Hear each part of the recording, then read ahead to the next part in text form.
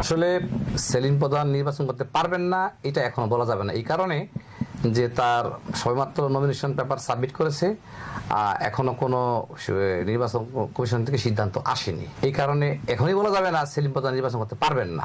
আর আপনার যে কথা বললেন যে একটা মামলা তার কনভিকশন হয়েছে, আসলে এই কনভিকশনটা এখন পর্যন্ত কনভিকশন হিসেবে ধরা যাবে না, কারণ সেলিম প্রধানের যে দুদকে দায়ের করা মামলা, ঢাকার বিশেষ জজ আদালত ৮, মূল মামলা ছিল ১৫/19, সেখানে তার কনভিকশন হয়েছিল।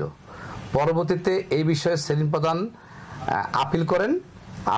আপিল যার নাম্বার হচ্ছে ৪৩৭৯/২৩। এই মামলায় মাননীয় বিচারপতি মোহাম্মদ আশরাফুল কামাল বিগত ৩০/৫/২০২৩ তারিখে তার দণ্ড স্থগিত করেন।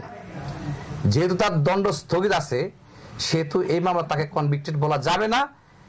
এই স্থগিতাদেশের আলোকে সেলিম প্রধানের নির্বাচনে কোনো আইনগত বাধা থাকলো না বা নাই।